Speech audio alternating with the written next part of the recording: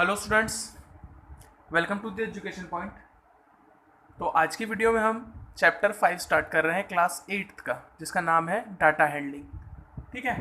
तो पिछली क्लासेस में हम वैसे डाटा हैंडलिंग के बारे में पढ़ चुके हैं, लेकिन एक बार हम फिर से डिस्कस करते हैं। तो देखो, डाटा हैंडलिंग होता क्या है। मान के चलो कि हमारे पास काफ़ी सारा डाटा पड़ा हुआ है। डाटा मतलब समझ रहे हो, इन्फॉर्मेशन, काफ़ी सारी इन्फॉर्मेशन पड़ी हुई है। जैसे कि अगर आपका स्कूल है, ठीक है, तो स्कूल का जब रिजल्ट आता है तो पर्टिकुलर हर क्लास का रिजल्ट हमें अलग अलग जगह पे मिलता है। समझ में आ रहा है। ऐसा तो नहीं होता कि एक जगह पे बिठा के सबके सबके हम रिजल्ट दे दें। नहीं कर सकते ऐसा, ताकि अरेंजमेंट हो सके सारे डाटा का। ठीक है। तो हर क्लास का अपना अपना अरेंजमेंट होता है। इस तरीके से काफ़ी सारे डाटा को जब अरेंज किया जाता है तो उसे कहते हैं डाटा हैंडलिंग। ओके। अगर हमारे पास बहुत सारा डाटा है, मान के चलिए काफ़ी सारा डाटा पड़ा हुआ है, डाटा मतलब इन्फॉर्मेशन पड़ी हुई है, तो हम उसको एक साथ ना रख के अगर अरेंज करके रख लें तो ये बेटर होगा हमें समझने के लिए और याद रखने के लिए। ठीक। तो वैसे ही डाटा हैंडलिंग जो होता है, वो जितना भी डाटा या इन्फॉर्मेशन होती है उसको एक पर्टिकुलर टाइप से हैंडल किया जाता है, या फिर जमाया जाता है, या सेव किया जाता है, या अरेंज किया जाता है, तो उसको डाटा हैंडलिंग कहते हैं। तो कुछ चीज़ें हैं जिसके बारे में हमें पढ़ना पड़ेगा। लिखा है मैंने, sometimes data is represented graphically. तो एक चीज़ हमेशा याद रखना, अगर मैं तुम्हें कुछ डाटा बताऊं तो तुम भूल जाओगे, आप भूल सकते हो।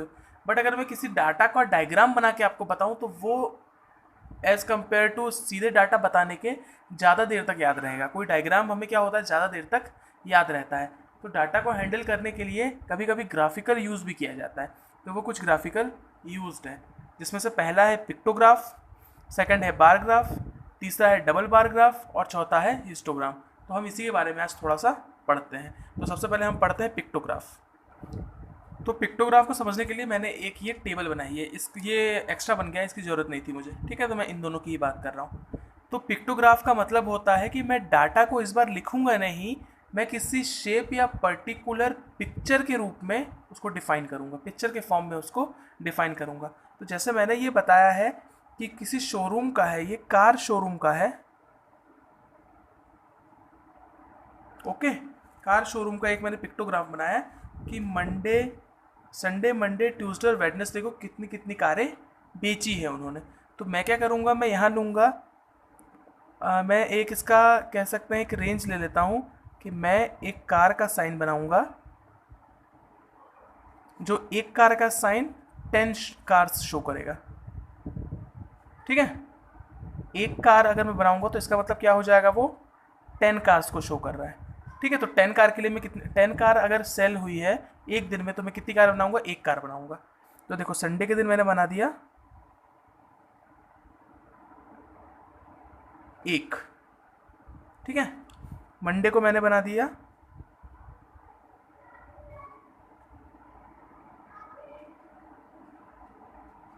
थोड़ा डायग्राम ऐसे ही बन रहा है, दो। ट्यूसडे को मैंने खाली छोड़ दिया है, और वेडनेसडे को मैंने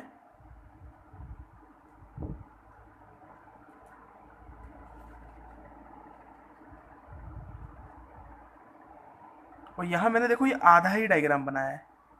ठीक है। तो अब इससे आपको क्या समझ में आ रहा है, मंडे को एक कार मतलब कितनी कार गई। अच्छा, मैं यूज़ कर रहा हूँ इसका, यहाँ पे 10 कार्स चली गई। संडे को, सॉरी, मंडे को कितनी, दो कार। दो कार मतलब कितना हो जाएगा, एक कार 10 का था तो दो कार 20 हो गया। वेड ट्यूसडे को एक भी नहीं गई, और ये कितना है, एक कार हो गया 10 का, और एक हाफ, हाफ मतलब 10 का हाफ 5, मतलब यहाँ पे 15 कार सेल हो गई। समझ में आ रहा है। तो मैंने यहाँ क्या किया है, डाटा को पिक्चर के फॉर्म में, किसी फिगर के फॉर्म में शो किया है। तो कभी भी मैं किसी डाटा को फिगर के फॉर्म में शो करूँगा तो वो क्या हो जाएगा, पिक्टोग्राफ। ठीक है। आई होप समझ में आ गया होगा आपको अच्छे से। ठीक है, हम आगे बढ़ते हैं सेकंड बार ग्राफ पे। तो देखो, यहाँ पे मैंने एक बार ग्राफ बनाया है। ठीक है। बार ग्राफ में दो एक्सेस होते हैं, एक एक्स एक्सिस होता है और एक वाई एक्सिस होता है। तो ये जो बेस होता है ये एक्स एक्सिस होता है, और ये वाई एक्सिस होता है। मतलब जो बार ग्राफ होता है वो दो एक्सिस में बनता है, एक्स एंड वाई एक्सिस में। तो देखो, मैंने यहाँ पे क्या बनाया, इस बार जैसे मैंने फिगर बनाया था तो टेबल के फॉर्म में था, बट ये इसको बार कहते हैं। ये जो बनाया ना मैंने रेक्टेंगल शेप, ये सब बार कहलाता है, इन सबको कहते हैं बार्स। ठीक है। तो मैंने एक छोटा सा बनाया है, सेल्स ऑफ साइकिल्स। ठीक है, किसी मंथ में कितनी कितनी साइकिल सेल्स हुई है। तो देखो, जनवरी का मैंने कितना तक बनाया है, 20। मतलब जनवरी के माह में कितनी मंथ में कितनी साइकिल सेल हो गई है, देखो कहाँ तक जा रहा है ये, 0 से लेके 20 तक, मतलब जनवरी के माह में कितनी हो गई 20 साइकिल्स। फेब के माह में देखो 30 तक जा रहा है ना, और मार्च के माह में देखो 50 साइकिल्स, 30 और 50 साइकिल्स। तो समझ में आया। इसमें अपने फिगर को क्या किया है हमने, अपने फिगर को बार के फॉर्म में शो किया है, या फिर अपने डाटा को मैंने बार के फॉर्म में रिप्रेजेंट किया है। 50 था तो मैंने 50 तक बना दिया, 30 था तो मैंने 30 तक बना दिया, और 20 था तो मैंने 20 तक बना दिया। इसका मतलब क्या हो गया, अपने यहाँ जो भी डाटा है उसको बार के फॉर्म में जब हम शो करते हैं, इस फॉर्म में, ग्राफ के फॉर्म में, ग्राफ भी कहते हैं इसे, तो उसको बार ग्राफ कहते हैं, जो कि 2 एक्सिस पे बनता है, एक्स एक्सिस और वाई एक्सिस। बेस हमेशा हम एक्स एक्सिस लेंगे और ये हमेशा वाई एक्सिस होगा। ओके, तो आई होप समझ में आ गया होगा। इससे बेटर तरीके से समझ में आएगा जब हम क्वेश्चंस करेंगे इसे। ठीक, तो चलो हम थर्ड वाला करते हैं अब। तो देखिए, ये थर्ड फिगर में मैंने डबल बार ग्राफ बनाया है। डबल बार ग्राफ जो होता है वो भी सेम एज इट इज़ होता है बार ग्राफ के, बट इसमें क्या रहेगा, यहाँ पे सिंगल सिंगल बन रहे थे, यहाँ पे डबल डबल बनेंगे, डबल बॉक्सेस बनेंगे या फिर डबल बार बनेंगे। अब डबल बार क्यों बनेंगे, तो जो डबल बार ग्राफ होता है ये कंपैरिजन के लिए ज़्यादा यूज़ होता है, कि मैंने देखो जैसे मैंने यहाँ बनाया है 2 साल का कंपेयर कर रहा है, ये भी मेरा सेल्स ऑफ साइकिल ही लगाई है कि जनवरी में, फरवरी में और मार्च में कितनी साइकिलें बिक रही हैं। तो देखो जो ये लाइंस वाले जो बार हैं वो 2019 के हैं, और जो खाली बार्स हैं वो 2020 के हैं। ठीक, तो देखो मैंने कैसे बनाया, जनवरी में क्या हुआ है, जनवरी में 2019 में 30 साइकिल्स गई थी, बट 2020 में कितनी हुई है, सिर्फ 20 साइकिल गई है। फरवरी में कितनी गई थी, ये 2019 का है, 50 साइकिल गई थी, लेकिन इसमें 40 साइकिल ही गई है। और इसमें देखते हैं मार्च में कितनी गई थी, 10 गई थी 2019 में, और लेकिन 2020 में कितनी चली गई, 40 चली गई। तो देखो हम यहाँ देख के कंपेयर कर सकते हैं ना, कि 2019 के जनवरी में ज़्यादा गई थी, फरवरी में कम गई थी। जनवरी में 2019 में ज़्यादा बिकी थी, 2020 में कम बिकी थी। फरवरी में भी 2019 में ज़्यादा बिकी थी और 2020 में कम बिकी थी, लेकिन मार्च में 2019 में कम बिकी थी और 2020 में ज़्यादा बिकी है। ठीक है, तो ऐसा कंपेयर करना डबल बार ग्राफ से होता है। ठीक, जिसमें हम डबल डबल ग्राफ बनाएंगे। ओके, तो हमारा लास्ट बच गया है हिस्टोग्राम, तो हम उसको भी समझ लेते हैं। तो देखो मैंने यहाँ पे एक हिस्टोग्राम बनाया है। अब मुझे एक बात बताओ, मैं दोनों फिगर को सामने रख देता हूँ, आपको बार ग्राफ और हिस्टोग्राफ में डिफरेंस क्या समझ में आ रहा है ये बताओ। देखो अच्छे से फिगर को, दोनों को। मेन यही है फंडा कि इसमें ये देखो ये चिपक के बन रहे हैं, आपस में कैसे हैं, मिले हुए हैं हर जगह, देखो है ना। और इसमें क्या था, अलग अलग था, देखो जनवरी का अलग, फरवरी का अलग गैप था। ठीक, तो हिस्टोग्राम में जो होता है वहाँ हमें एक रेंज दी है, जैसे कि यहाँ पे मुझे दे रखा है 0 से 10 के बीच में कितनी साइकिलें गई हैं, 30 साइकिल गई हैं, ऐसा समथिंग मान के चलो।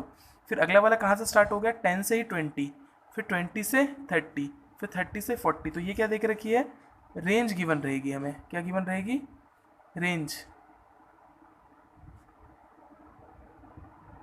ठीक है, तो वो क्या हो जाएगा, हिस्टोग्राम। और सेम टू सेम इसका भी पूरा का पूरा प्रोसेस वैसा का वैसे ही जैसा हम बार ग्राफ के लिए बनाते थे, बट क्या रहेगी, हमें इसमें गिवन रेंज दी रहेगी। तो ये सभी के सभी जो अपन ने पढ़े हैं, हमने पढ़े हैं pictograph, bar graph, double bar graph और हिस्टोग्राम, इन सभी के ऊपर ही हमें क्वेश्चंस आगे करने हैं। तो आप इसको अच्छे से, आई होप आपको अच्छे से समझ में आ गया होगा। कोई भी डाउट हो तो कमेंट में कर दीजिएगा। और अब हम इसके बाद, इस वीडियो के बाद एक्सरसाइज स्टार्ट करेंगे 5.1। और जिसने भी चैनल को सब्सक्राइब नहीं किया प्लीज़ सब्सक्राइब कर दीजिए, वीडियो शेयर कर दीजिए। Thank you.